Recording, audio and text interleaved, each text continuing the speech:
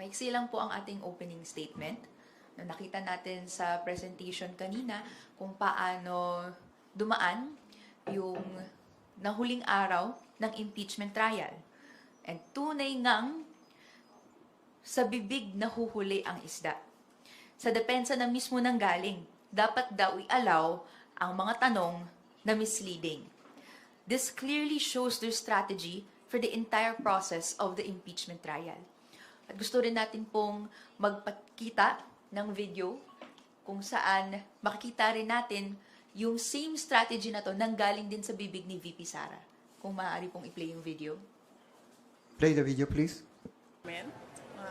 Napaka-klaro naman yung bending the law dyan sa impeachment na yan, simula pa sa House of Representatives hanggang sa pagkakaroon ng dalawang tao na nakaupo doon sa, ano man tawag dyan, stage or rostrum or elevated platform. Hindi na kailangan guluhin ang impeachment dahil magulo na siya sa bending the law. Of course, yes. Oo.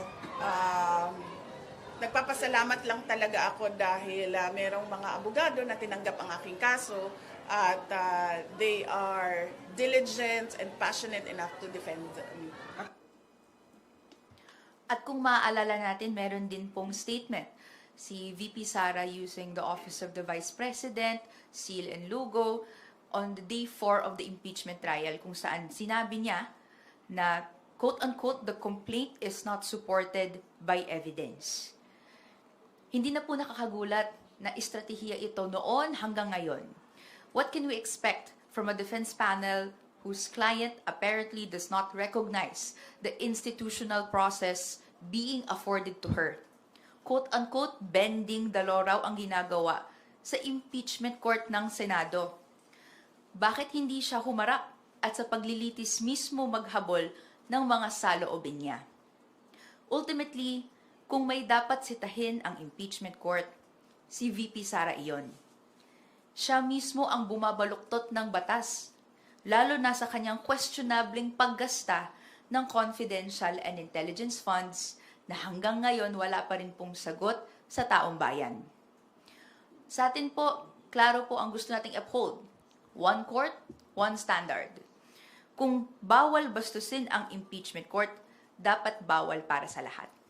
Thank you very much.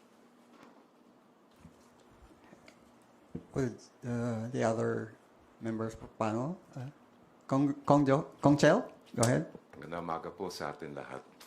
Ang kagandahan ng isang impeachment trial ay lahat po tayo ay nakakapanood at nakakapaghusga. Ang panawagan lang siyempre ng lahat ng panig ay dapat maging patas, even-handed ang application ng lahat ng rules of the Senate on impeachment cases. At as we proceed with the trial, matitesting talaga yan.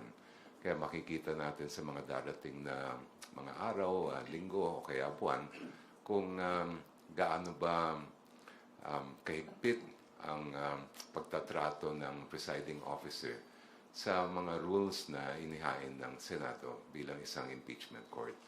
We do hope and we will continue to push for equality and even-handedness in application of all the rules that would apply to the prosecutors and to the others who are part of the prosecution team at pati sa defense at pati rin sa mga membro ng impeachment court. As you are all aware, ang pinag-uusapan natin ngayon ay confidential funds. Marami siguro kayo mga tanong mamaya tungkol sa mga nabanggit na mga testigo. We will be ready to answer your questions later. Thank you. Yeah, and also just quickly, we see yesterday na merong nangyaring pag-akusa galing sa defense panel against one of the members of the prosecution saying that he has violated the sub judice rule. No? Ayaw na ho na sana namin ng pagtuunan pa ng mahabang panahon. No? Madaming pansin tong bagay na ito dahil ito ay nagiging distraction, no? Doon sa mas importanteng usapin. Na ito ho yung naging mahalagang testimonya ng testigo natin kahapon. Gayunpaman, maganda na rin na na-mention na din ho ito dahil tulad ho ng sabi ni Kong Rene kanina, siguro kung meron tayong unang dapat tignan na naglabag sa subjudicial rule na yan, huwag natin ho kalimutan na sa cloud din ho nitong subjudice rule na to ang Vice Presidente mismo. So nakita natin, no, nagkaroon ng progression sa kanyang attacks. Nagsimula sa attacks against the prosecution, accusing us of resorting to fabricating evidence, no, and manufactured narratives. So after that, she attacked the integrity of the impeachment court itself, no? Dahil sinasabi niya, binabaduktot daw ang batas dito sa pagdinig na to. Nakakabahala ho yan, no? Dahil nagbibigay ho yan ng prejudgment. Ang mga kababayan natin na may-aring maniwala dyan, pwedeng pagdudahan ho nila kung ano man ang maging paghahatol na ibigay sa kanya dito, lalo na kung hindi yan papabor sa Vice Presidente. Dahil nga isipin nila, hindi yan nanggaling dun sa tamang paraan at proseso, no? At hindi yan nakabatay sa mga ebidensya na linatag magkabilang panig dahil nagkakaroon sila ng impression na dahil nga pinaluktot ang batas dito sa proseso na to. So, gayon pa man, no, umaasa kami na magiging patas ang pag-apply ng impeachment court dito sa subjudice rule na to at ano pa mga patakaran, no, na that governs these proceedings towards everyone involved. And with that, we're ready to take your questions. All right, Billy? Nasimulan na naman ni Attorney Jay. Hingin ko na lang po yung reaction ni Kong Shot tsaka po ni Ma'am. O dun po sa nangyari nga po ako na sabi ng ni presiding officer Cheese na maglalabas daw sila ng room para sa mga bawal sabihin. Siguro ako na lang po magsimula. Gaya po ng sinabi natin, mas kapansin-pansin sa tinagal ng proseso na ito na mismong legal professional attorney and now sitting Vice President Sara Duterte, yung mga remarks niya na in my impression no defeats the proceedings of the impeachment court.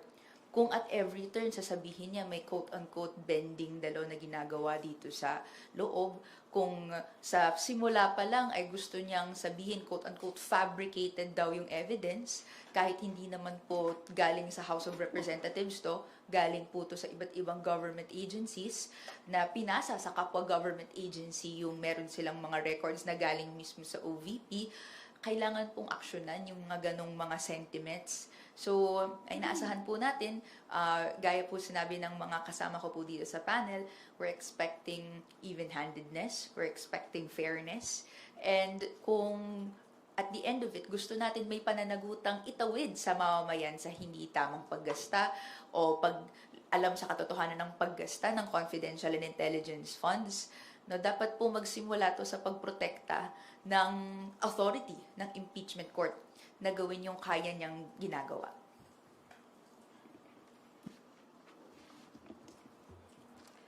Well, unang-una, para sa akin, ay ilagay natin sa tamang konteksto itong issue. Dalawa yung rules na napapaloob dito. Unang-una is the rule provided in the Senate impeachment rules that the prosecutors, members of the defense are not allowed to talk about the merits of the case. Pangalawa, yung nasa rules of court naman na bawal magsalita tungkol sa mga quote-unquote sub judice na bagay. Explain ko lang muna ng konti itong dalawang rules na ito. Under the rules of the Senate impeachment court, yung pag sinabi kasi natin yung merits ng case, ibig sabihin nun, yung mismong ebidensya, yung mga lumalabas na mga inihahain na testigo at iba't ibang mga dokumento o exhibits sa impeachment court. Pagdating naman sa sub judice, hindi naman bawal na magsalita tungkol sa isang pending case Ang mga desisyon ng Korte Suprema, klaro naman, sabing ganon, ang pinagbabawal lang yung any statements that are intended to influence the outcome of the case.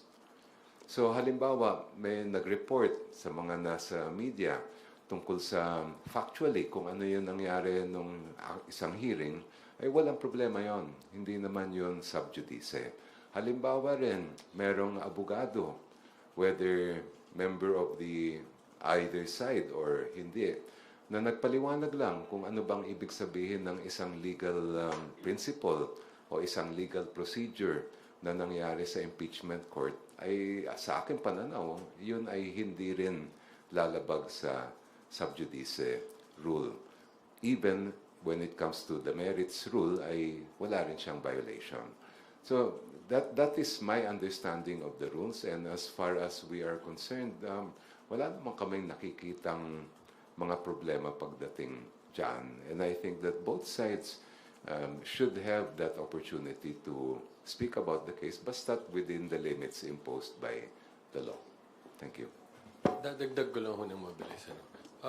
All litigants, no, kahit ho yung nasasakdal ay nagre-reklamo sa isang asunto, sa isang kaso, may karapatan no, na magbigay ng naayon at reasonabling kritisismo no, tungkol sa mga nangyari sa pagdinig. Pero wala hong kahit sino, no, either parties in the case or their counsels, ang may karapatan na atakihin ang integridad mismo ng korte, no, ng proseso. At maliwanag na yan ang ginawa ng Vice Presidente by, again, saying na this has been marred by bending the law, na sinasabi niya binabaluktot ang batas. Ano ba yung big sabihin nun, di ba? You're violating the law, it's being done in the proceeding, it's being tolerated. So, tungkol nga ng sinabi ni Kong Rene, mas maganda, imbes na atakihin ang integridad ng impeachment court, humarap siya dito at sagutin niya ng diretsahan itong mga mabibigat na akusasyon sa kanya. All right, thank you. Thank you, Billy. Now we'll hear Tina's question. Tina, your turn. Good morning po, Kongs. Will you raise before the impeachment court yung pronouncement ni VP Duterte about bending the law? I-raise niyo po ba during trial? I'm not at liberty yet to divulge or to answer that question. Ito ay isang bagay na siguro malalaman natin sa Lunes pag nag-resume na yung trial. Ang idadagdag ko na lang din po doon, given yung pronouncements ng impeachment court and yung mga prinsipyo na gusto nating pinangahawakan at inaasahan nating pinangahawakan sa paglilitis, nagtitiwala tayo sa impeachment court sa dulo nito na i-exhibit niya yung even-handedness, i-exhibit niya yung fairness para protektahan no, yung credibility, authority ng impeachment court. Kung meron pong nagcha-challenge nito and ang nakikita nating clear challengers in verbal verbal language na nakikita na narinig natin galing sa bibig mismo ng mga iilan dito ay yung kay VP Sara Duterte. Sana po ay mabilis pong maaksyonan para sa dulo nito, ang napapanood ng mamayang Pilipino, mabagkakatiwalaan nila. Attorney Tolosa? No more? Okay. Next question ko po. Meron po bang masama doon sa post ni Attorney Ligutan? Meron po bang violate yon? Legal answer first. Sa amin palagi, wala kami nakikitang naging masama doon. Dahil unang-una, meron bang siyang sinabi na hindi makatotohanan? No? Wala naman ho. It was just a guidance with respect to an elementary evidentiary rule. No? Walang makakapag-contest doon sa sinabi niya. Totoo naman talaga yun. No? Either direct or cross-examination, hindi pinapayagan ang misleading questions, no? So, at mas importante, tulad ng sinabi niya, it was not made with malice. He did not intend to disrespect anyone. Again, it's just a statement of an elementary evidentiary rule. magdadagdag na lang din ako. At usap-usapin kasi yung nangyari kahapon sa mga law students, sa law schools, lalo na sa mga nag-aaral ng evidence. At maganda, no, maging klaro tayo, no, hindi po pwede ang misleading questions, on cross, leading pwede. So, yun naman po ay simple rule na nakalatag sa ating sa batas natin, no, sa mga regulasyon na inoobserbahan natin, hindi lang sa paglilitis na ito, pero sa iba. No, I think ang ating mga legal luminaries are able to ensure that ito yung common understanding ng legal practitioners, no, and use their channels as they can, no, para tuloy-tuloy na panghawakan, no, yung pag-observe ng ganong standing rules.